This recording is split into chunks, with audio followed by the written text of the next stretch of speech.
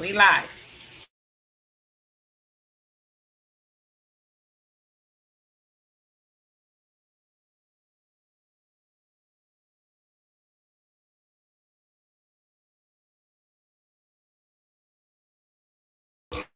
We live, Zion. Shalom, shalom, family, shalom. You know what I'm saying? Welcome to the Lion's Den. You know what I'm saying? You know who it is, Zion, War Child. You know what I mean? Here to have a discussion, an interview with this honorable scholar, gentleman, Rabbi Lewis, who has written a book, and we're going to discuss his book called The Egyptian Origin of Jesus. Right? I don't see the rest of it. Okay. So this brother here has quite a healthy scholarship background. I'm saying parasitology, Arabic studies, comparative religious studies. Brother Rabbi Lewis, would you like to tell us more about yourself? Yeah, sure. Mashallah, regime. Bismillah ar-Rahman ar-Rahim. In the name of Allah, the most merciful, the especially merciful. I bet what is this? No God but Allah, and Muhammad is his messenger. My name is Rabbi Lewis. What an honor to be on Lions Den. Khan, thank you, brother. You know what I'm saying? Very, very, very honored to meet you. And tell us the full title of your book, please. Yeah, sure. Inshallah. The book is called The Egyptian Origins of Jesus and the Jewish People, 12 Tribes of Israel, or Myth. And tell us what your direction and topic, the main, core of what your book will entail for the readers and the scholars listening. Yeah, surely, certainly, inshallah, mashallah. So you're gonna get a primer on you're gonna get a primer. 1 second, please. So you're gonna get a primer on the true history of Jesus and the Jewish people. How Jesus was historically King Tut, Pharaoh King Tut. You know, the King Pharaoh who became a pharaoh at 9 years old. The historical Jesus was King Tut, as I elaborate on in the book. The historical King David was Tutmosis III of the 18th dynasty. King David was actually historically Pharaoh Tutmosis III. Also, you're going to learn that David's son Solomon was historically Pharaoh Amenhotep, who was Tutmosis' son. Khan. That's that I've heard of a similar position concerning Akhenaten. And I believe Akhenaten is not Akhenaten King Tut's son. Would you elaborate a little bit on that? No, Akhenaten was King Tut's father, if I'm not mistaken. Right. Yeah, Akhenaten was the historical Moses, who we call Moses in the biblical narrative. The historical Moses was actually Akhenaten. Khan, that's what I've heard. Shalom, JJ 7000, big shout out. You know what I'm saying? Yeah. That's what I was kind of leaning to with Akhenaten. Yeah, I made a mistake when I said his King Tut's son. He was his father. And his mother was, if I'm not mistaken, Nefertiti, right? Yeah. Okay. You tell us a little bit about that? 1 second. 1 second, guys. Let me take this. Okay.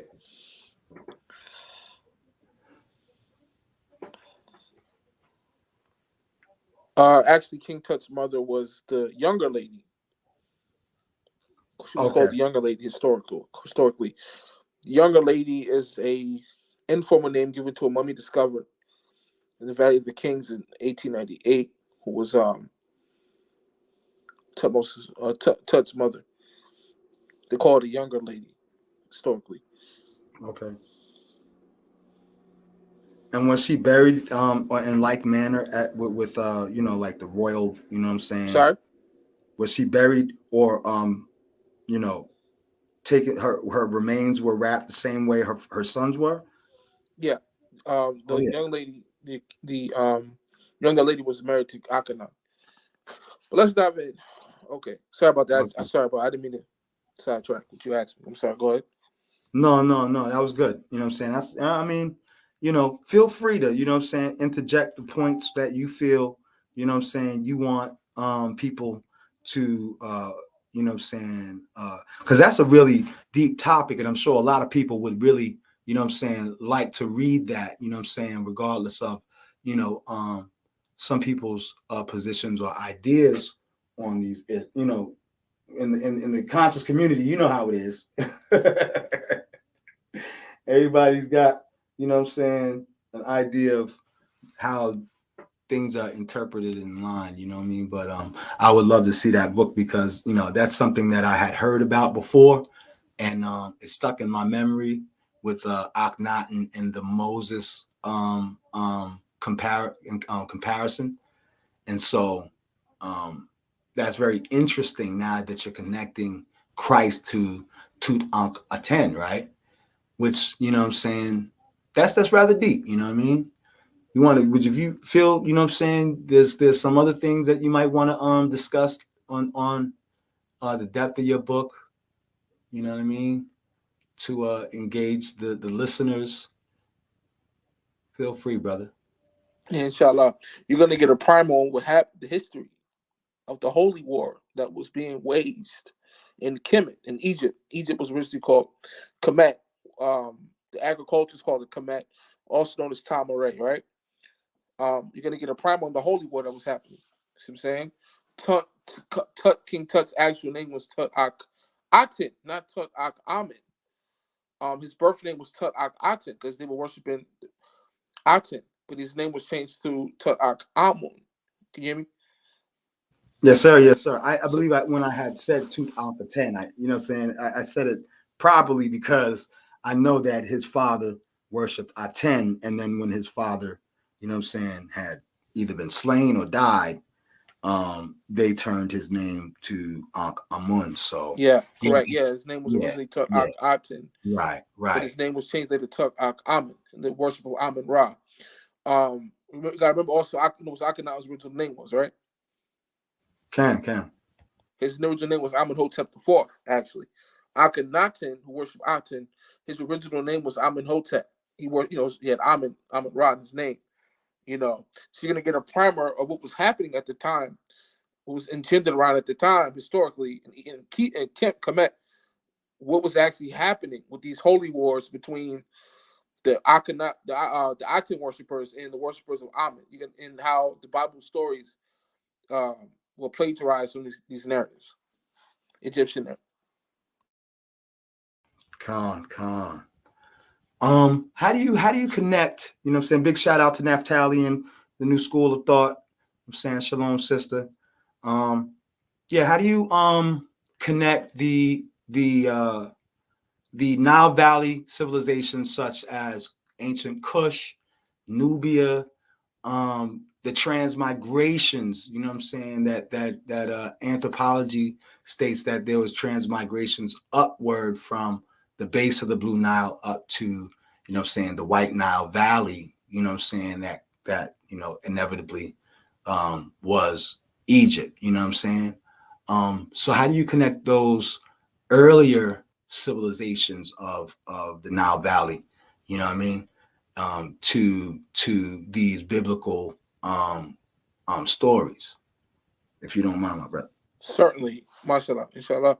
Um, David historically was Tutmosis the third, so it's proved that essentially, in a nutshell. Good question, George. A good answer. You know, Tutmosis the third's military campaigns are identical to David's. You see what I'm saying? Let me if I can give your audience a taste of that. Sure. Conquering Zoba, which is also known as Zoba, right? Who was the king of Zoba? Tell me, brother. I'll I'm here read to it now. learn. Okay, I'll pull it up. David defeated a guy named Hadadezer, who was the king of Zobah. But if you look at the time that David lived in the 10th century BC, 19th century, Zobah didn't exist. So we know these stories were plagiarized from Tutmosis' campaign. So the Bible says in 2 Samuel that David defeated Hadadezer, this king of Zobah, but actually Tutmosis III was the one who killed Hadadezer, king of Zobah. So whoever wrote the biblical motif in 2 Samuel, who said it was David who killed Hadadezer or Zobah, were plagiarizing stories from Tutmosis III. Also, no trace of Zobah has been found in Syria or Canaan at the time of David. See what I'm saying? So there's no trace of the No. city Zobah in Syria or Canaan at the time of David. Right. So that would be around the ninth century Yeah, 10th to 9th BCE. century David. The historical David lived in the 15th century BCE, but of course the biblical narrative puts him at around the 10th to 9th century. Can. Okay. Yeah, man, that's deep. That's real deep. So you're saying so and that's interesting. So the biblical narrative's timeline has been in your suggestion has been shortened, right? Yeah, correct. The whole Abraham, Isaac, and Jacob narrative is totally mythology. If I could Yeah. give you guys a taste of that, Um, if I could. Continue. The Abraham Isaac timeline is mythological. Sorry, Black Hebrew Israelites, what it is. In my book, I explain how David was not a descendant of Isaac, but it was his father. So, in the biblical narrative, Abraham had a son named Isaac, had a son named Jacob, who had 12 tribes, had 12 sons. However, historically, David was not a descendant of Isaac. It was his father. In the biblical narrative, David was the descendant of Isaac, descendant of Abraham had a son named Isaac. But historically, David was not a descendant of Isaac, but his father. So you can see how the biblical scribes just conflated, who had a faulty overstanding of historical chronology. Mm-hmm.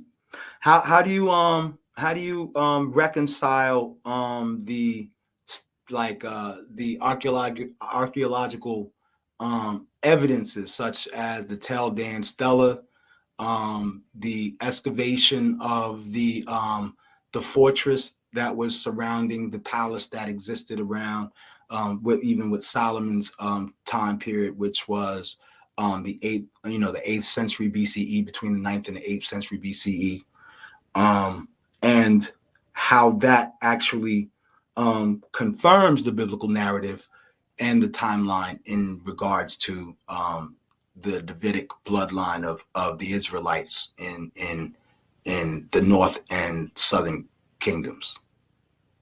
Certainly. So the earliest confirmation of Solomon's temple was actually Jehoahaz's tablet. You familiar with that?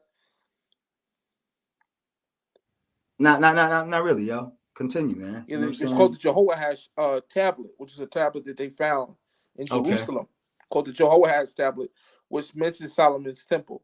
However, unfortunately, this Jehoahaz tablet has been shown to be a forgery. Now, it does contain patina. You know what patina is? No, continue, man. You know what patina is? No. Patina is like, you know what asterisk is, right? Like you look at a document, like historians, like when they look at a document to see if it's forged or not, right? They put the purple light over it. It's called asterisk. You familiar with that, right? I got you. Go ahead, brother. Yeah. So patina is like a fancy term for wear and tear. Like if you wear a pair of sneakers too many times and it gets creased, or like what I'm saying, it has like wear and Mm-hmm. tear. Patina is a fancy word in work artwork, in archaeological work, for wear and tear. So if a tablet or an inscription has wear and tear, it's called patina. You see what I'm saying? I got you. So patina is just a fancy word for wear and tear, so to speak, parenthetically speaking. If an inscription has patina on it, you can tell if it's ancient. It's an ancient, inscription or it's a forgery. Right. So in this case, it did not have those that have the qualifications in regards to that one archaeological artifact, correct? Jehoahaz tablet is the first confirmation of Solomon's temple that they found historically, and like I said, it's been proven to be a forgery. Jehoahaz tablet has been a forgery. Okay, and the other, like, for the Moabite stone, I believe it's called the Mishnah inscription, right? Again, I know that there's a lot of conjecture about the Tel Dan stela. The excavations, like I had said, there's two other stones. There's one that is the Egyptian stone of Pharaoh. What's his name? It's on the tip of my tongue. I'll get it later. There's a specific pharaoh, and on his inscription, he's one of the pharaohs who is in First Samuel's, if I'm not mistaken. And it is dated at that time. It's an Egyptian stone, and it discusses a conquest between this Egyptian pharaoh and King Solomon, and it's dated again between the 9th and 8th century. Okay, right. Well, respond to that before I do that. Call for the horse. You familiar with Pharaoh Necho, right? From what's it, Pharaoh Necho? No, continue. He's in the Torah. He's in the Bible, brother. Book of Samuel. Pharaoh who? Necho. Yeah, Pharaoh Necho, who put Eliakim on the throne of David. Remember, Eliakim, who changed his name to Jehoiakim. No, we say Eliakim Jehoiakim, right? Correct. It was actually Pharaoh Necho in the Bible who put Eliakim on the throne of David. He was a wicked king, but yeah, Necho put him on the throne. His name was Eliakim. His name was changed though to Jehoiakim, I believe his name was. Jehoiakim. Yeah, but his real name was Eliakim. Oh, got you. You said it different than I said. That's why. Necho, the second. Necho, N-E-C-H-O. And that's Taharka. Taharka, right? Yeah, Necho, Pharaoh Necho. Right. All right. So that was my discrepancy there. Yeah. So at the same time, that's in the biblical context. It's in the Bible. That's what I was saying. That's the Pharaoh that I'm talking about. Was calling me. Hello? It's in the Bible, and it has. Okay, pardon. Can you hear me now? Can you hear me?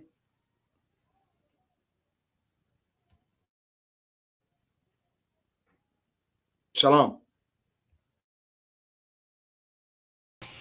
He dropped out real quick. I guess he'll be back. All right, so yeah, you know what I mean? Big shout out, Lions Den debate. You know what I mean? Zion in the house talking to Rabbi Lewis, you know what I'm saying, on the Egyptian origins of Jesus and the Jewish people, the 12 tribes of Israel, myth or myth. Okay, here he is. He's back here, and we're going to continue, I suppose, where we left off. We were talking about that stone that had Taharka and the accounts of that related back to Solomon and the 12 tribes of Israel at that century, and it's both in the biblical context and in the Egyptian artifact, if I'm not correct. My brother?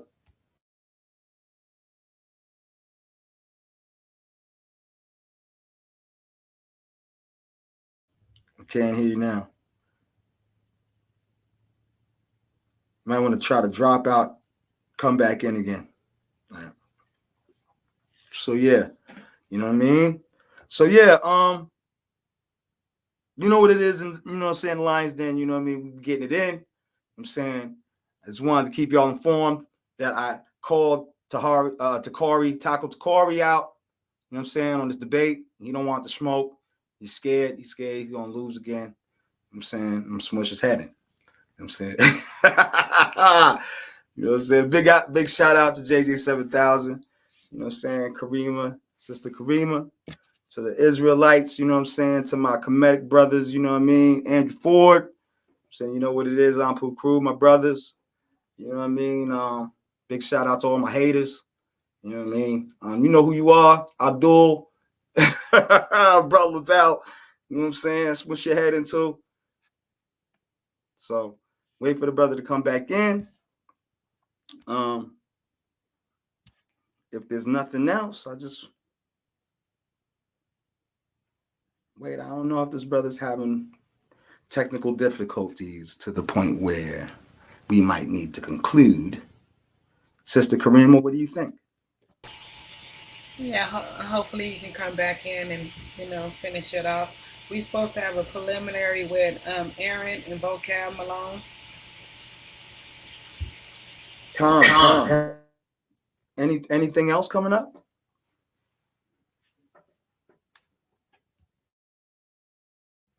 No other debates? Yeah, we have a few things coming up.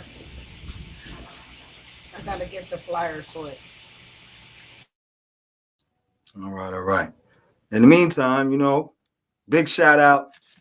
You know what I'm saying? Here he Hello, is. can you Here guys he see is. me now? We'll have to go stupid again. What's up, brother? You good? Yeah, sounds good, man. Sorry about that, guy. I don't know what happened. I had to restart my phone. Can you hear me? Yes, sir. Yes, sir. All right. So go ahead, man. Just chop it up with me, man. If you have anything, I'm not being, and here, you know what? I have one other inquiry because you know what I'm saying.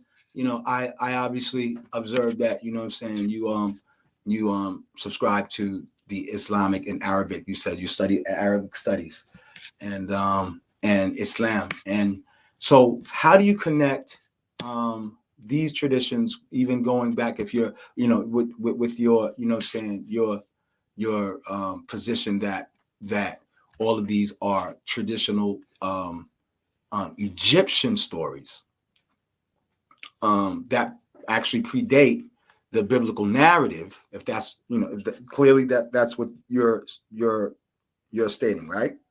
Sure. All right. So how do you connect that with the early origins of Islam, which can comparatively be said to have the same holes in timeline and in the authenticity or of the story. The stories actually are probably predated back to saying an earlier civilization such as Egypt in itself. How do you reconcile that as well? Well, I'm not going to make a compound question. I'll let you answer that first. If you understood my question, if it makes sense. Certainly. Two things to that. Tertullian and Justin Martyr. There's the Jesus story. It's so identical to older stories like Mithra, who had 12 apostles who walked on water, who had a Last Supper, who died on the cross, and all that. Justin Martyr and Tertullian even said in their writings that, yeah, this is true, but it's because the devil, Satan, knew this was going to happen to Jesus and put it into history before he existed. You know what I'm saying? Does that make sense? I hear you going. So Tertullian and Justin Martyr even said in their work that, yeah, the stories of Mithra and Jesus are identical, but this is because the Shaitan himself knew what was going to happen to Jesus in advance and tried to make it a fake story before he existed. Second thing, being an historian myself, you know what the Father of Monochronology is, right? No, come on, educate me. Scaliger is who all the textbooks use as the Father of Monochronology, and his dates have been proven to be totally erroneous. Like Manetho's dates have been proven to be erroneous. Manetho's was an Egyptian chronologer. We have letters of Ramses talking to King Nebuchadnezzar of the biblical narrative. Nebuchadnezzar was the one who from Babylon who enslaved the children of Israel. Right. We have records of Nebuchadnezzar and Ramses interfacing, but the only issue with that is they lived at two different times historically. You know what I'm saying? They didn't live at the same time. They lived in two Right. different. Well, there was multiple Ramses. It wasn't just one Ramsey. Ramsey Yeah, was the actual dynastic line. yeah, So sure, you yeah, had of course, Ramses yeah, the first, Ramses the second, Ramses the yeah. I third, believe etc. it was Ramses the first or the second. And Who it's was actually isn't the pronunciation actually Ra Mesu Mariamin? sure, yeah, sure, yeah. Yeah. Right. Okay. So we got records of Ramses the second, I believe it was, interfacing with Nebuchadnezzar, and they lived at two different times historically. So I even heard so the chronology of Egypt is actually 700 years off. You know. Well, I mean, you know what I'm saying? You're gonna have that though with a lot of historical references, especially those that come from a traditional culture. Most cultures do in fact embellish about their tales, their conquests. You know what I'm saying? Their losses in wars obviously is not going to be quite reflected the way their successes are. You know what I'm saying? Yeah, And I so mean, you you even ever see heard of that, the Ghost of right? Kiev, right? Ghost of Kiev. Can The Ghost of Kiev. You know, Russia's in Ukraine right now, as we talked about last time I was on the show. I told you they were going to invade. They did last week.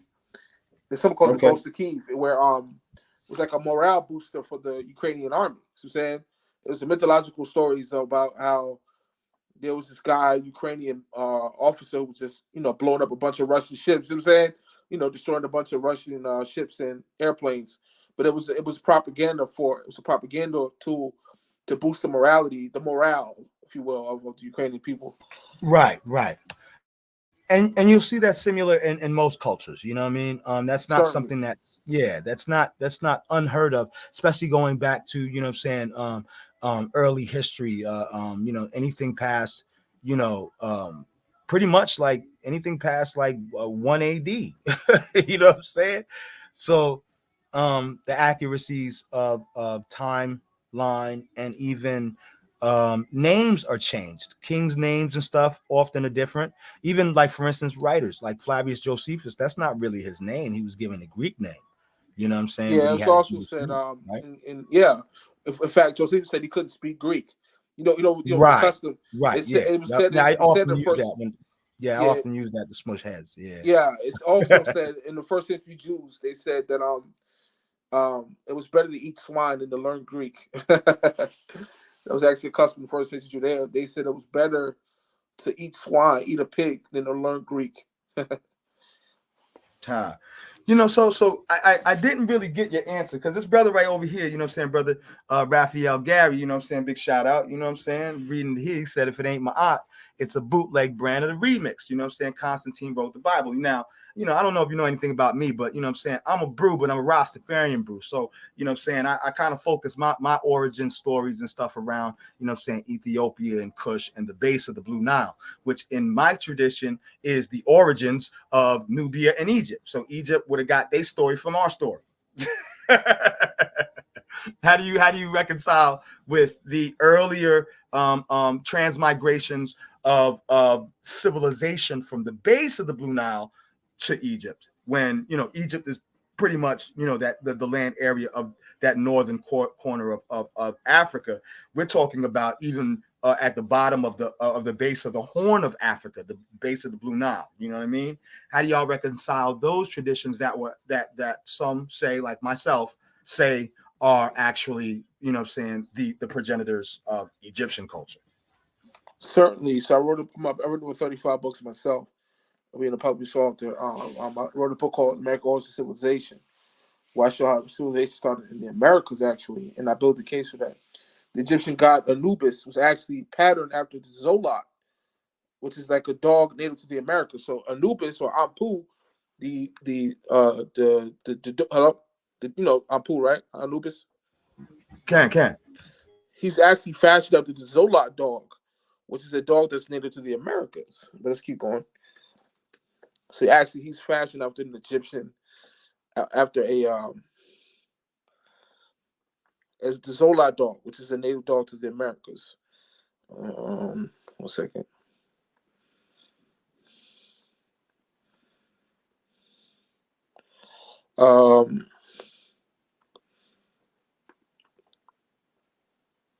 Okay. Yeah, so they found pineapples in the hieroglyphs which is native crap to the Americas. You know, they found corn in the hieroglyphs, which is native to the Americas. I could keep going. You know, except with a book called The American Order Civilization. Sure, that civilization started in the Americas. I built a pretty good historical case for that. Oh, yeah, that's what I was going to say, yeah. Egypt is known as the mound builders, right? But there's no mounds in Africa. All the mounds on the planet are in the Mississippi River, up and down the Mississippi River. So I built the case that the word, Mitzrayim, the Bible calls Egypt Mitzrayim, correct? Yes, sir. That's corruption of the word Mississippi. So the historical Mitzrayim was in the Americas and Mississippi. That's why all the mounds are up and down the Mississippi River. There's mounds everywhere. There's no mounds in Africa. That's a huge claim, and I that's not necessarily true. If I'm not mistaken, you have plateaus, you have mountains, you have hills and valleys, you have deserts, you have lush tropical forests, you have canyons. You have all of that throughout the African continent. Now, the African continent is the largest continent on the planet. Like, you could literally fit Asia, Europe, and the Americas inside of Africa, and there would still be a room for like 2 more countries. I have to explain why Horus was fashioned after the Alpamando falcon. Horus is actually the Alpamado falcon, which is native to the Americas. Not only is the Zola dog that Apu fashioned after from America, also Horus, the Alpando falcon, is an American bird. You're aware of that, right? Okay. I mean, I forget the brother's name. I believe it's Ivan Van Sertima. He actually talks about the Egyptian origins of the Americas, or Southern American Aztecs and Mayans and Native American Northern American tribes, having communication and transportation between the transatlantic ocean, and so it's not uncommon that they shared a lot of traditions, and there was a lot of exchange of animals and such between them. Like, for instance, certain species of cat that were found here prior to the European colonialization periods, were actually a species that was only specifically, like, I don't know if it was Siamese or something like that, but it was a specific like breed of cat that only could have gone in came up in Egypt. Another thing too, they found coca leaf and they found banana, which they call banku or banku or something like that, and that was a similar way that was spoken in the Aztec and Mayans. And this is a plant that specifically grows in the North Americas, but they found, like peels and stuff like that, and found them in right. Well, if I could address that, yeah. There's an excellent book by Queen Mu. It's by Augustus Lee Plogon's book. You got his book? No, sir.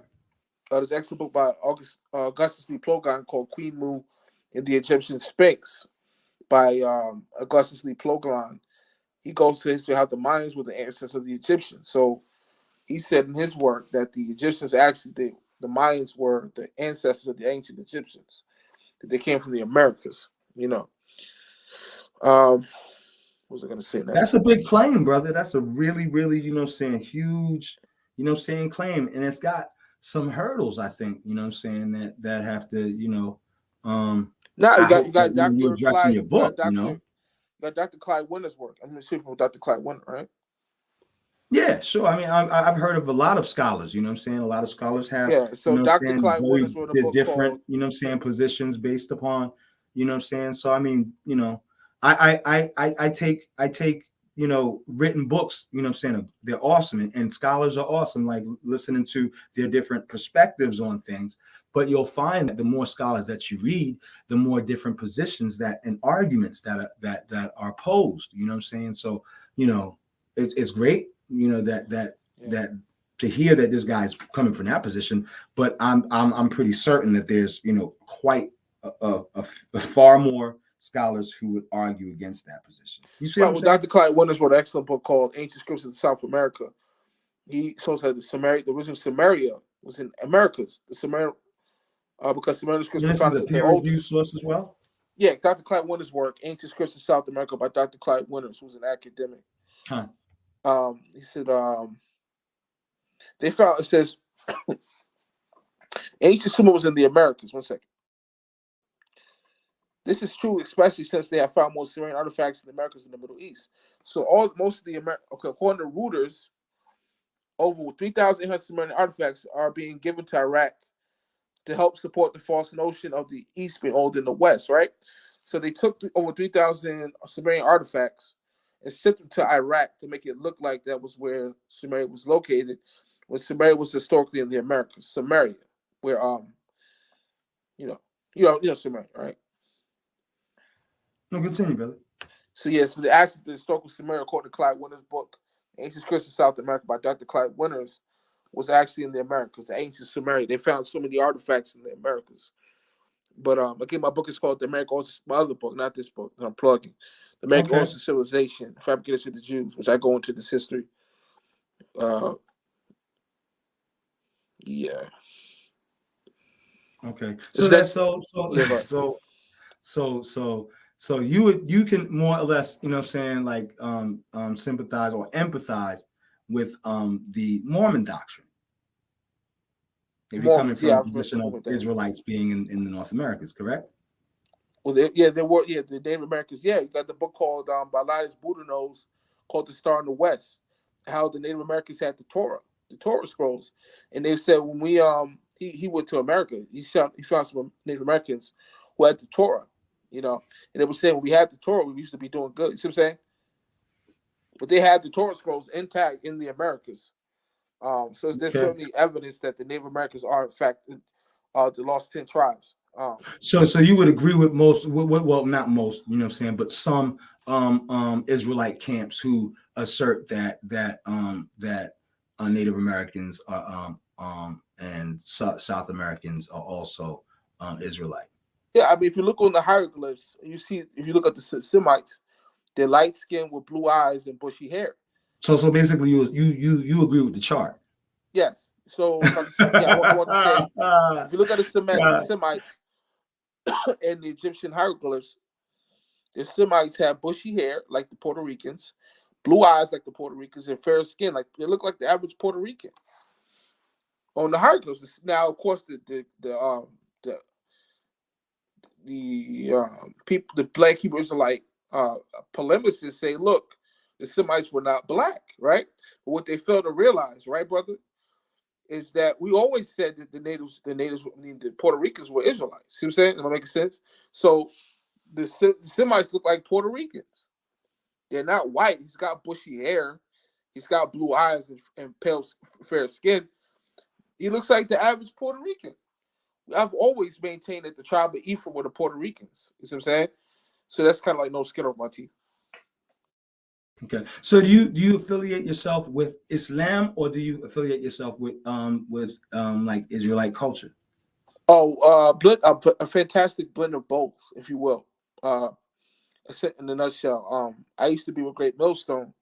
Then I took my Shahada about 3 years ago, became a Shia Muslim under Sheikh Habib, Radiallahu Anhu. And yes, I have a background in Hebrew Israelitism. So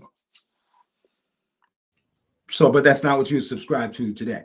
Correct. Yeah, I still subscribe to the 12 Tribes chart. I believe the 12 Tribes chart is, in fact, historical, reputable, if you will. So you subscribe to like the the early Israelite movements of the 1920s and all the way to the 1969 with the One West, One West, camps as well with your earlier beliefs. Yeah. You got William S. Crawley, who came in 1896, I believe it was, right before the Zionist movement started. he came and taught us the slaves that we were the 12 tribes of Israel under yeah, he told us that up front. What's his name again? I'm sorry, I lost my train of thought. Yes. Yeah, so yeah, definitely. Can. So all right. So you have a broad kind of spectrum when it comes to Kemetic knowledge, Israelite, and Islam. So that's kind of like, you know what I'm saying, you have like that kind of a connection going. Is that what your overall kind of view is on the whole situation? How you perceive your position now as a Muslim and your past culture as an Israelite? I'm sorry, brother. What was the question? All right. So you how your overall view is in kind of connects Egyptian culture or Kemetic culture, Israelite culture, and Islam. Right. Got you. Yeah, certainly. So Jesus, I don't know if you're Messianic or not, but are you Messianic? Yeah, I'm Messianic. Okay, you are. Okay. I said I'm Rasta. I'm a Rasta brew. Okay. Yeah. So, Jesus said, I believe it was in Matthew 12:41. He said, I would take the kingdom away from you and give to another nation, bringing forth the fruits thereof. And there's a book called the Pockets of Peter, which is dated to the 2nd century, that quotes this verse and says, talking about the Arabs. The Pockets of Peter quotes this verse. It says it's talking about the Arabs.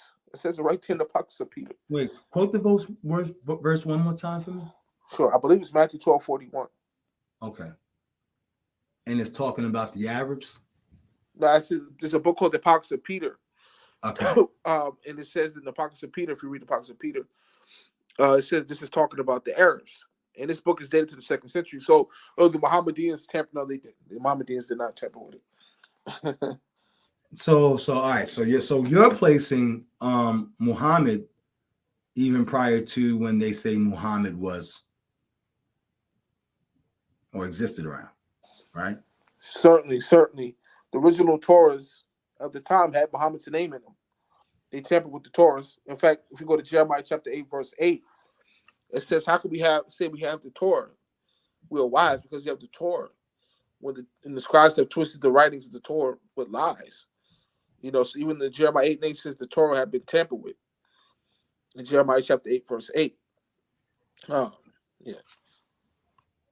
Gotcha. So how do you reconcile also like the expulsions of the Jews that you know what I'm saying in the Levant periods, the Assyrian expulsion, the Bantus, the Limba tribes, the Igbos of like, Central and Central Western Africa and South Africa? I believe yes, certainly. Right. I believe the Limba tribe of Edomites. Remember, Jacob had a brother named Esau. I built the case that the Limba tribe are actually historically Edomites, not Israelites. So I don't believe I believe they're Edomites. Daniel's 11-14. What about Igbos and Bantus? I believe the Igbos and Bantu are historically Israelites. Yeah. Okay, and then also like Oromo, Tigrian, Beta Israel, the Amhars, and the Ethiopian, and they're from the like tribe of Dan. Yeah, they're from the tribe of Dan. Yeah, I believe they're Israel. I believe the Ethiopian Jews are Danites. They're from the tribe of Dan. They are that's like Beta Israel, but there's a couple of different Israelite subclade groups that have Israelite genes, but their genes are different in their Y chromosome. So like for instance, like you said, the Beta is considered Dan, and I believe I've heard that before. If I'm not mistaken, but for instance, the Amhars, which claim direct descendancy from that bloodline, and even back further to Egypt, they say I am he of the line of Ori, and Ori is supposed to go back to ancient Kemetic. Yeah, certainly. I mean, you got the Ashanti tribe. Ashan was a biblical city. Are you familiar with Ori? Yeah, I'm familiar with that.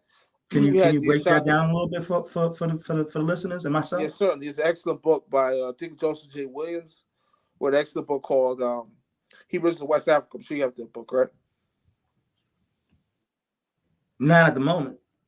Hebrews of West Africa by Joseph J. Williams, I believe it was, who wrote that book. How like Ashanti tribe, Ashan was a biblical city.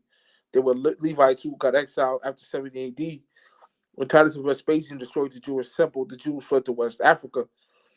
Um, yeah, yeah. Sound like you have a very extensive library, my brother. How many books do you think that you have in Oh, totality? oh my God, oh my God, what a question! Shows a great insight. I got over 600 books in my library. Wow. This sounds Yeah. like it, man. you know that old DuckTales cartoon when Scrooge McDuck would jump into his little vault of money and just Oh like yeah, dive yeah, in. yeah, Just like yeah, how you yeah, yeah, your library right there. So that's yeah, yeah. that's what's up, man. So yeah, man, you have very interesting views, you know what I'm saying, and you're far more learned in these areas, you know what I'm saying, than I am as far as your scholarship and study in those directions concerning, some of these, really, probably not so known or popular ideas, you know what I'm saying? But I mean, I've heard a lot about it, and I've heard a lot of arguments about it, you know what I'm saying? I've heard a lot of back and forth, you know what I mean, going on with these arguments. And so I have no judgments, necessarily, I think you agree with me about pretty much the genealogies that I do also believe are Israelite, you know what I'm saying, seed and bloodline. And I'm not necessarily opposed to to stating that, because like I said, regardless of whether one feels that the Egyptians came first or the early Americans came first, at the same time, one thing that we cannot deny is that there was a deep-rooted cultural connection between the two, so it's not far-fetched, if somebody actually does the math.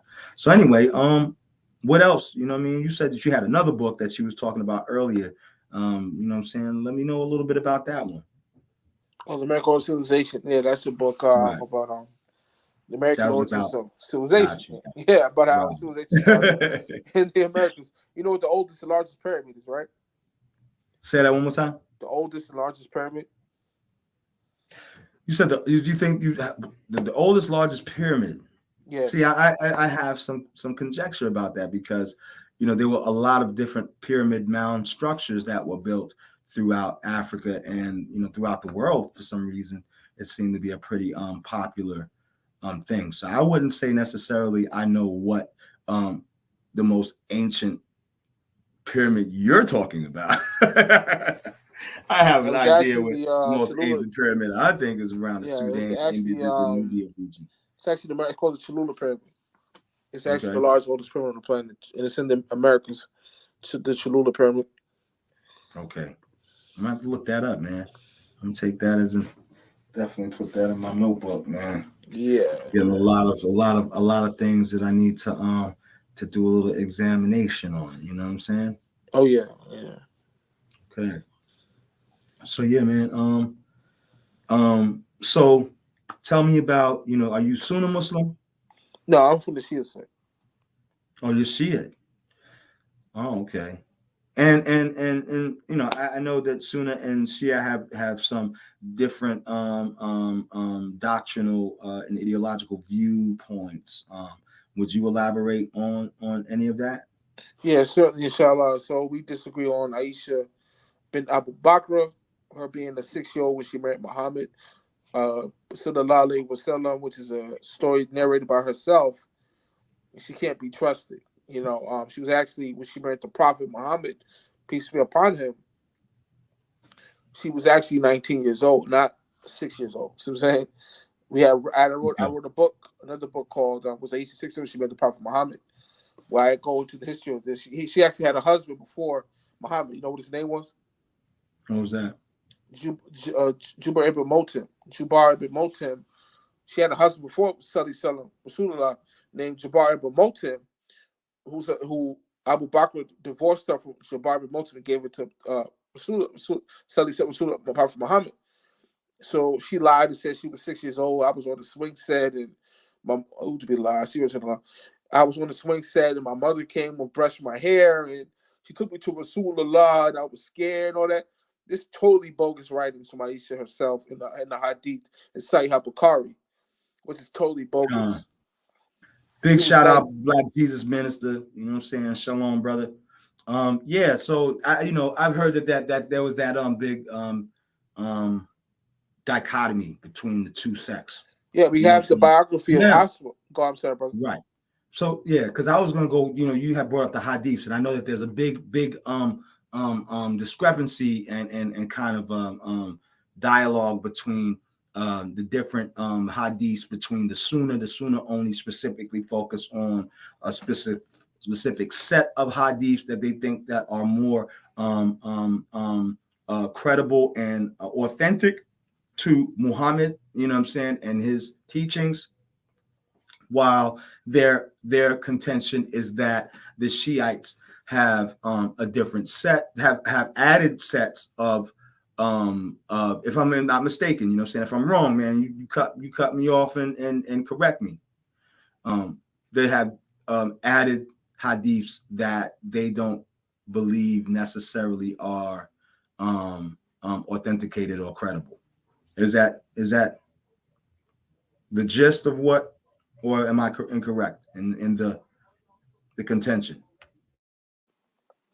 Yes, you had a guy named Ibn Saud, who they named Saudi Arabia after. He was in bed with Ibn Wahhab, and they had destroyed a lot of the Shia monuments, the grave sites of Fatima, Muhammad's wife, Muhammad's daughter. They went and destroyed a lot of the Shia monuments. And that was the catalyst for a lot of, if you will, colloquially speaking, beef between the Sunnis and Shias after they went into destroyed all them Shia grave sites, Ibn Wahhab and Ibn Saud, with the Pakistani army. The Pakistani army went in and destroyed all these monuments, and that inspired a lot of beef between the Sunnis and the Shias. But it goes back to, the Oasis of, what the Oasis of Wadak was, right? I don't have 600 books, my brother. Okay. Well, the Oasis of Wadak was, after Rasulullah died, his, he had a nephew. His nephew or cousin was Ali, who started the Shia sect, and he married Muhammad's daughter. And Muhammad died, so Muhammad's daughter, I believe, was whose daughter was it? I think it was Fatima. She went to Abu Bakr. It was like, yo, we want that land that belonged to my father. And he told her no, he didn't want to give it to him. It was called the Oasis of Wadak. In fact, to this day, there's a radio show in Pakistan, I believe it is, called the Oasis of Wadak Radio, which is a Shia radio show where they commemorate what happened at the Oasis of Wadak. Okay. How do you view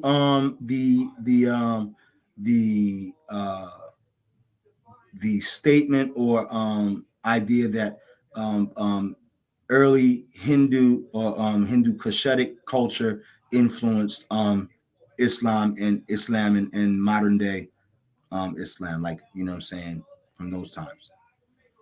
Yeah, that's been dismissed. I dismissed it in one of my other books. What was the name of that book? You said that's been dismissed? Yeah, I dismissed that in my book. The Hindus claim first of all, the Hindu scriptures prophesied Muhammad by name. Muhammad's name is in the Hindu scriptures. So I wrote a book on it. Yeah. So yeah. Okay. Muhammad's mentioned in the Hindu scriptures, prophesied. In fact, the modern day Hindus say that these Hindu writings were tampered with because they know that Muhammad's in the writings. I actually wrote a book on it. Wouldn't that go toward more or less go toward the credibility of the Hindu scriptures and the Hindu influence of the Islamic culture? No, see, in Hinduism, if you know anything about Hinduism, which I did, because I'm a student of Zakir Naik, who's a Muslim apologist, who grew up in India. You know, India is mostly Hindu. You see what I'm saying? So in Hinduism, um, once you reach the higher levels of consciousness, right? Like you reach nirvana, it's forbidden to use idols. Believe it or not. Now, the Hindus do use idols, but once you reach the nirvana in Hinduism, it's forbidden. It's haram to use idols. See what I'm saying? Like you can't use idols once you reach nirvana. See what I'm saying? So in the Hindus, actually in the Upanishads, they call, if you study Hinduism, check my book out on Hindu. Muhammad's name is in the Hindu scriptures. They actually prophesied that Muhammad would come. And I wrote an excellent book on it, inspired by Zakir Naik's work. But you still reject the notion that Hinduism influenced Islam. Correct. That's been totally Okay. All dismissed. right. I totally dismissed that. That has been dismissed. In fact, my book is called The Holy Prophet Muhammad Spoken of in the Hindu Scriptures by my son, Rabbi Lewis. It's available for free on if you got Kindle Unlimited, where I give a detailed history of Hinduism and how Muhammad was in the Hindu Scriptures in detail, vivid detail in my book. Right. How long have you been writing and composing, compiling your studies and comparative studies, brother? Yeah, that's my first book I wrote was called Truth About History. I mean, how you dealt making rich raw films and fed notes. And you got background noise. Okay. And And how many yeah, books in total have you written? 35. Say what? 35. Wow. Yeah, so my first book was about how if it's relevant, but how you got background noise, bro. Say again? You got background noise. Yeah, so my book was about how Disney influenced people to pay taxes through film. You familiar with that Tax to Beat the Axis by Walt Disney? Heard of it? I've never read it. Yeah, Walt Disney did a Henry Morgan style. Who I got a background in investment banking, so if it's relevant, but he ringed up Henry Morgenthau was the Secretary of Treasury at the time. He rings up Walt Disney to do a propaganda film to influence Americans to pay taxes. And then they passed something called the Victory Tax Act of 1944. So before the Victory Tax Act, no Americans paid taxes actually. And then they passed the Victory Tax Act, which is why you're supposed to pay taxes to this day. But Right. I'm familiar with that. yeah, Walt Disney did a propaganda film called Tax to Beat the Axis, which was Got you. Right. a cartoon film he did. Yeah. Right. Indeed. So, is any other things that you think you'd like the audience to know about yourself, your writings, um, any future things that you think that you might be looking towards as a interesting study? Yes, sir. So this new book again is here on the screen. It's called The Egyptian Or. I finished it 2 days ago. The Egyptian Orders of Jesus and the Jewish people told tribes of Israel myth. Where I show you how the historical Jesus was King Tut. How the mythical story of Solomon and his kingdom being split. The southern northern kingdom of the 12 tribes is mythical Egyptian stories. How the historical David was Tutmos III, and the historical Solomon was Amenhotep, his son. You're gonna get a history lesson on the holy war that was being waged at the time historically in Egypt between the Aten worshippers and Amun Ra worshippers, and how it influenced biblical narratives. Can. Indeed, brother. Indeed. So I don't know. I mean, I have much other questions to ask you. I think we got a clear understanding of what you're presenting. I think it's extremely interesting.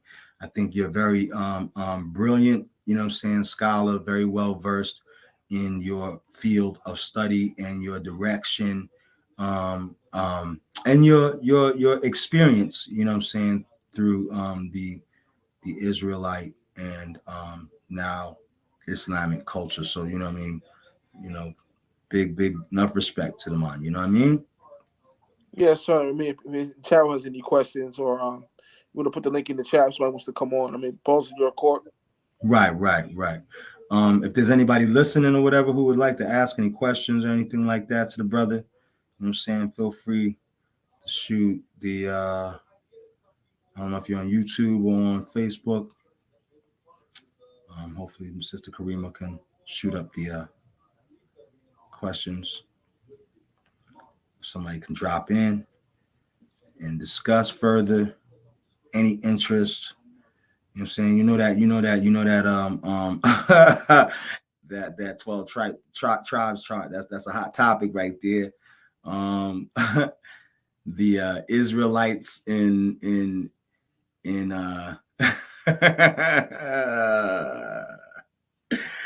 yeah, whatever, bruh. I object. So yeah. So yeah, man. Anybody pop in? You know what I'm saying?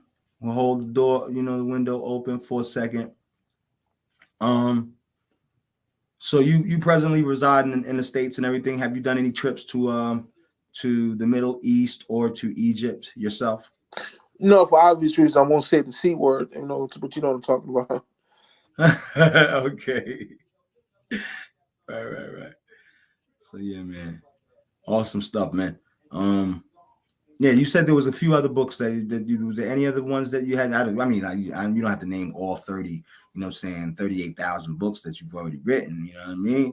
But anything in specific that you think, you know what I'm saying, some would be a topic that most people are struggling with, because you got like right now there's a lot of hot topics going on. I think this one is a huge one too. You know what I'm saying? You hear this in the back chats, Facebook back chats, and on Clubhouse. You know what I'm saying? So I don't know. Like for instance, the biblical law is the biblical law. People will say the biblical law came from the laws of Ma'at. However, there's a counter argument that Ma'at didn't come until later dynasties, and so therefore it could not have, you know what I'm saying, did not necessarily mean that the biblical laws. Plus, Ma'at had 42 laws, you know what I'm saying, negative confessions. And there's, and people were like, well, that's the 10 Commandments were shortened. Technically, there were 613 plus the 10 Commandments. So we can't even call it on that. You know what I'm saying? And then the moral laws that preceded, you know what I'm saying, even the Mosaic laws. So we got to consider that. I think you would, what position would you hold on this? Would you assume that Ma'atian law predated Judaic law, or do you think that the two are not necessarily connected? Well, certainly. I think it's certain, painfully certain, that they had laws. You remember when Moses killed the Egyptian soldier for beating the Hebrew people? He fled to Midian, right? Is that correct?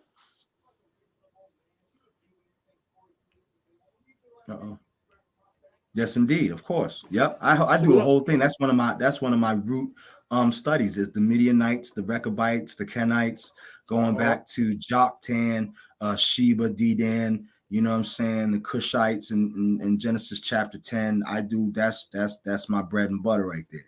Oh, okay, yeah, sweet. Yeah, he killed an Egyptian. He fled to Midian because obviously they had laws. The Egyptians had laws because that's where he ran. He fled to Midian because they had laws to not kill. So. Right, but the Midianites were relatives technically, because the Midianites came from Abraham and Keturah. Yeah, Abraham. Yeah. So they were familiar. They were La Familia. Yeah, of course. I mean, who's Abraham? I mean, Moses married Jethro's daughter. Jethro was the priest. Right. Met Jethro's daughter, and then, you know what I'm saying, then you also had the Midianite War, right? With the Midianite War, most people try to use this and say, well, oh no, they didn't like the Midianites. They went to fight with the Midianites, right? You know what I'm saying? Even though Jethro, had left the main Midianites to dwell amongst Israel, and then his seed dwelt amongst Judah, right? But we won't go into that. So when they had this war, the real big issue with that war was that when they won against the Israelites, I mean the Midianites. What's up, buddy? I got a splinter. All right, I got you. Hold on. So when they had won the war against the Midianites, they slew all the men, slew all the women that had children, slew the male children, and then they did what with the little with the virgin daughters that never knew a man? They took them as wives. You know what I'm saying? Yeah. So that's another connection in there. It really goes back a long way. You know what I'm saying? So I definitely, you know what I'm saying, can concur with that. But hold on, let me so go ahead and expound a little bit more. You know what I'm saying? My son needs me real fast. Sister Karima, if you have any announcements or anything to say, now would be the time.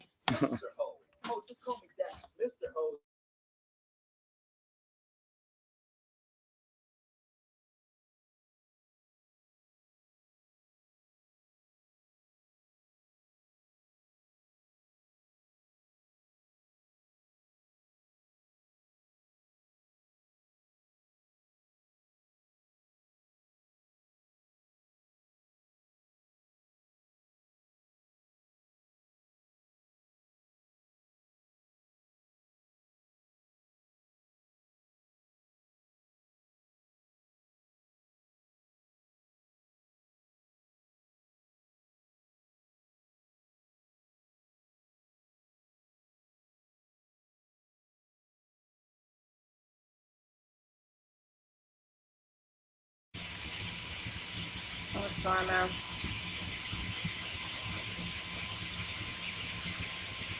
Okay.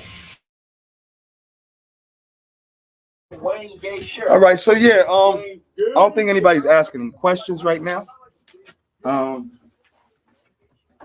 think I had to take care of my little boy for a second. He said he had a splinter, so take care of my little man. But yeah, man. It's a pleasure to meet you. Pleasure to hear these about your books and your scholarship, your background, your viewpoints. You know what I mean? Very interesting and very insightful indeed. You know what I mean?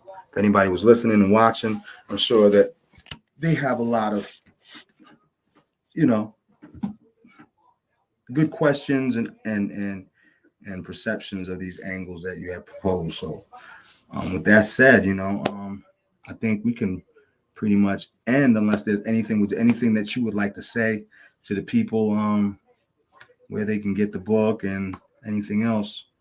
You know what I'm saying? Please feel free, brother. Well, so yeah, so it was an honor to be back on Nines Den. As always, Sister Kareem always lets me on. Again, the book is called The Gypsy Stories of Jesus and the Jewish People Told Child Israel Myth. Must read if you're a biblical student or biblical apologist or enthusiast or historian. Must read for you. Thanks for letting me on. It's an honor to meet you too, brother, and shalom. Shalom. Yeah. So with that being said, you know what I'm saying, I'll just, close out with the last couple of words, you know what I'm saying? Lions Den Debate League, you know what I'm saying? Takari Dawson, stop running. You know what I'm saying? Abdul Abaka, I'll smush your head in, you ran. Kansu, you know what I'm saying? Amun Ray, you know what I'm saying? You still lost that debate. I don't care what you say. Big shout out JJ. I'm saying all my people. And it's a wrap. Commission and Eric got a discussion tomorrow at 5. Indeed. So yeah, big shout out to Commission. Very wise brother. You know what I'm saying? You said and Aaron? Eric and Commission. All right. So yeah, that's the Mad Science and Commission. Indeed. So yeah, definitely tune in for that tomorrow. You know what I mean? Stay tuned. You know what I mean? If Takari stop running, you know what I'm saying? I'm gonna make a mess of that whole debate. You know what I mean? And yeah, man. You know what I'm saying? Shalom. Shalom.